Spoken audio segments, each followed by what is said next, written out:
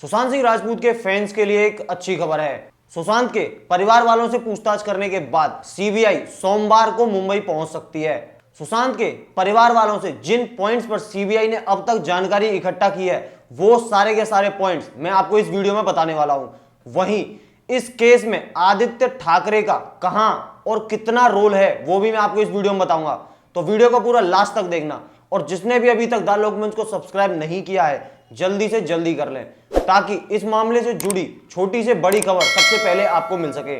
CBI ने अपने कुछ सवाल तैयार किए थे जिसमें उन्होंने देखना चाहा था कि कौन से पॉइंट्स मर्डर की थ्योरी को सपोर्ट करते हैं और कौन से पॉइंट्स सुसाइड की थ्योरी को सपोर्ट करते हैं। तो सबसे पहला सवाल जो सुशांत सिंह राजपूत के परिवार से पूछा गया था वो सुशांत की गर्दन के ऊपर मिले हुए लिगेचर मार्क का था। जी हां, वही लिगेचर मार्क जिसके बारे में कहा जा रहा है कि वो मार्क स्टन गन से दिया हुआ है। जी हां, स्टन गन कोई छोटी मोटी गन नहीं है, ये साउथ पोल और नॉर्थ पोल में पेंगुइन को बेहोश करने के लिए यूज की जाती है। और तो और इंडिया में इसकी बिक्री और खरीद दोनों पूरी तरीके से पाबंदी के तहत रहती हैं। इसको खरीदना या बाहर से इंपोर्ट करना इतना इजी नहीं है। इसके लिए आपको बहुत बड़े बड़े लोगों की जैक चाहिए होती है।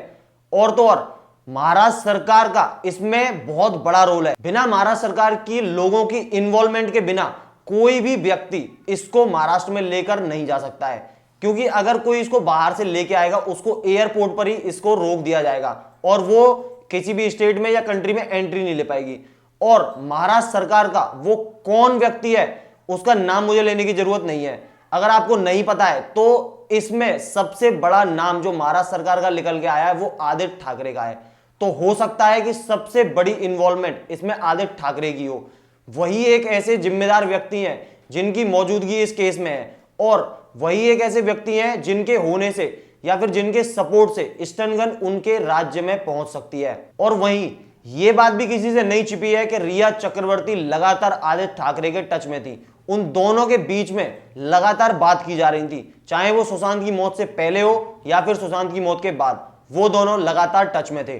तो मैं आपको बता दूं, सीबीआई ने जो मास्टर प्लान तैयार किया है उसमें सबसे पहला नाम जिससे वो पूछताछ करेंगी, मतलब कि जो सुशांत के नौकर वगैरह थे उनको छोड़कर उनके बाद में सबसे पहला नाम जो है वो आदित्य ठाकरे का है। तो हो सकता है अगले हफ्ते या फिर उसके आने वाले अगले हफ्ते में सीबीआई आदित्य ठाकरे से पूछताछ करे। सीबीआई ने अपने उस लिगेचर मार्क को लेकर कहा है कि ये सुसाइड की थ्योरी को नहीं बल्कि मर्डर की थ्योरी को सपोर्ट करता है। और इसके लिए उन्होंने जो रिमार्क दिया है वो साफ साफ ये है कि जो गर्दन पर स्टन गन का निशान था वो केवल और केवल गर्दन के आगे वाले हिस्से में था, ना कि पूरी गर्दन पे और ना ही कहीं और भी किसी हिस्से में नहीं था। तो सीबीआई का कहना यह है कि अगर ये किसी और चीज का निशान है या फिर हैंगिंग ऑब्जेक्ट का निशान है तो वो पूरी गर्दन पे होता, ना कि केवल और केवल गर्दन के अगले हिस्से में। सीबीआई ने जो अपना दूसरा पॉइंट तैयार किया है उसमें उन्होंने लिखा है कि वो रूम में मिले हुए एंटी डिप्रेसमेंट ड्रग की भी जांच करेंगे। जी हां, वही एंटी डिप्रेसमेंट ड्रग जो कि सुशांत सिंह राजपूत के कमरे में से मिला था। सीबीआई इसे शुरुआती तौर पर सुसाइड का हिस्सा मानकर चल रही है, केवल और केवल इस पॉइंट के लिए। लेकिन उन्होंने ये भी कहा है कि ये कोई बहुत बड़ी चीज नहीं है, इसको कोई बाद में भी कमरे में उनके में प्लेस कर सकता है। तो वो इसको दोनों तरीके से मतलब इन्वेस्टिगेट करेगी कि ये मतलब सुसाइड के लिए भी पॉइंट हो सकता है और मर्डर के लिए भी एक पॉइंट हो सकता है। वहीं तीसरा पॉइंट जो सीबीआई ने तैयार किया है वो है कि मतलब सुशांत सिंह राजपूत की ना तो आंखें बाहर आई थी, ना उनकी जीभ बाहर आई थी और ना ही उनके मुंह से झाग आए थे। तो फिर ये मतलब सुसाइड का पॉइंट तो हो ही नहीं सकता। सीबीआई इस पॉइंट को केवल और केवल एज अ मर्डर के लिए इन्वेस्टिगेट करेगी। और जो सबसे बड़ा जांच का विषय सीबीआई ने बनाया है वो ये है कि जो दुपट्टा उनके कमरे में बरामद हुआ था और जो उनके गले पर हैंगिंग ऑब्जेक्ट का निशान था वो बिल्कुल भी मेल नहीं खाते हैं।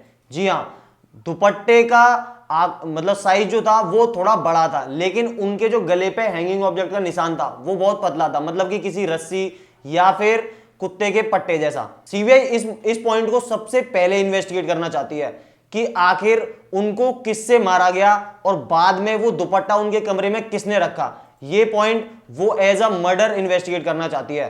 अगर आपने अभी तक हमारे चैनल को सब्सक्राइब नहीं किया है तो कर लें, क्योंकि सुशांत सिंह राजपूत के इस मामले से जुड़ी हुई हर अपडेट हम आपको सबसे पहले देते रहते हैं।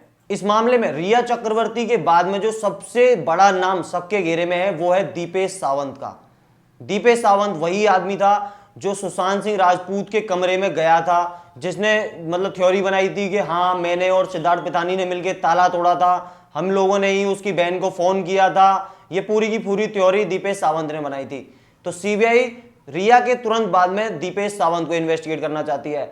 और वहीं दूसरी बात, दीपेश सावंत एक ऐसा व्यक्ति है जिसके पास से सुशांत की मौत के करीब करीब 3-4 दिन बाद ही 22 लाख रुपए बरामद हुए थे, जिस बात को लेकर सीबीआई उसको शक के घेरे में लिए हुए है कि आखिर उसके पास में इतना पैसा आया कहां से, उसको इतना पैसा किसने दिया, क्योंकि किसी भी नौकर को इतनी सैलरी कोई भी नहीं देता है। साथ ही सीबीआई ये भी इन्वेस्टिगेट करेगी कि दीपेश सावंत किसके कहने पर एम्बुलेंस में बैठकर गया था और वो कौन बड़ा व्यक्ति था जिसका फोन दीपेश सावंत पर आया था। क्या वो आदित्य ठाकरे तो नहीं थे जिन्होंने उनको फोन किया था कि हम दूसरे हॉस्पिटल से हम एम्बुलेंस भेज रहे हैं, इस एम्बुलेंस को आप वहीं छोड़ दो, हम कूपर हॉस्पिटल की एम्बुलेंस भेजेंगे, आप उसमें सुशांत की बॉडी को लेकर जाओ। क्या वो आदित्य ठाकरे तो नहीं थे? इसकी भी जांच सीबीआई दीपेश सावंत से करेगी। अब मैं आपको बता दूं कि सीबीआई के केवल और केवल 2 पॉइंट ऐसे हैं जो कि सुसाइड की थ्योरी को सच मान सकते हैं, जिनमें सबसे पहला पॉइंट है anti depressant drugs found in room और दूसरा है SSR's non existence on social media. मतलब ये 2 केवल सीबीआई के पॉइंट हैं जो कि सुसाइड की थ्योरी को सपोर्ट करते हैं। इसके अलावा जो मर्डर की थ्योरी को सपोर्ट करते हैं वो पॉइंट भी मैं आपको बताऊंगा, जिसमें सबसे पहला है वेरियस मार्क्स ऑन बॉडी। जी हां, सुशांत की बॉडी पर बहुत सारी जगहों पर अलग अलग तरीके के निशान थे। तो सीबीआई ये पता करना चाहती है कि आखिर वो निशान कैसे आए। और वहीं जो एम्बुलेंस ड्राइवर था, मतलब जो पहली एम्बुलेंस का ड्राइवर था, उसने भी अपने एक न्यूज चैनल को दिए हुए इंटरव्यू में ये बोला है कि मतलब जब वो सुशांत की बॉडी को लेकर जा रहा था तो उसके पैर मुड़े हुए थे, मतलब वो ऐसा लग रहा था कि किसी ने उनके पैरों को तोड़ा है। तो सीबीआई मतलब जांच करना चाहती है कि आखिर उनके पैर मुड़े कैसे, उनकी बॉडी पर अलग अलग पार्ट्स पर मतलब वो निशान कैसे आए, ये सब सीबीआई इन्वेस्टिगेट करना चाहती है। सीबीआई सुशांत के नौकरों से भी दोबारा पूछताछ करना चाहती है। सीबीआई का कहना है कि जितने भी नौकर हैं सब लगातार अपने बयान बदल रहे हैं। सबसे पहले जितने भी नौकर थे उन्होंने मुंबई पुलिस को कुछ और बयान दिया था और अब जब वो लोग ईडी के सामने हैं तो वो कुछ और ही कहानी सुना रहे हैं। इसकी भी सीबीआई अपने तरीके से जांच करना चाहती है। और सबसे बड़ी बात जो सुशांत सिंह राजपूत की फैमिली वालों ने सीबीआई को बताई है वो ये है कि उनको बिल्कुल नहीं पता था सुशांत सिंह राजपूत के डिप्रेशन के बारे में। सुशांत के परिवार वाले ये भी जानना चाहते हैं कि आखिर वो कौन था जो लगातार सुशांत को डिप्रेशन की मेडिसिन दे रहा था, या मतलब दे भी रहा था या नहीं दे रहा था, वो केवल प्लांट की गई थी या फिर बस एक ऐसा माहौल बनाया गया था कि सुशांत सिंह राजपूत डिप्रेशन में है और उनका ट्रीटमेंट चल रहा है। इस बात को लेकर परिवार अभी भी संशय में बना हुआ है और वो चाहते हैं कि इसकी पूरी की पूरी सीबीआई एकदम पारदर्शिता के साथ में जांच करे। केवल परिवार ही नहीं, हम लोग और आप लोग सब लोग चाहते हैं कि मतलब सीबीआई एकदम क्रिस्टल क्लियर इन्वेस्टिगेशन करे इस मामले की। तो ये तो वो सब पॉइंट्स थे जो सीबीआई ने अपनी इन्वेस्टिगेशन के लिए तैयार किए हैं। और भी बहुत सारे ऐसे पॉइंट हैं जिनको अभी सीबीआई ने रिवील नहीं किया है, उनको कॉन्फिडेंशियल रखा है। अब जल्द ही सीबीआई मुंबई पहुंचने वाली है, जिसके बाद में वो सारे के सारे पॉइंट भी सामने आ जाएंगे। जैसे ही वो सारे पॉइंट हम लोगों को पता चलेंगे हम तुरंत आप लोगों के साथ में शेयर करेंगे, जिसके लिए द लोकमंच को सब्सक्राइब कर लें। धन्यवाद।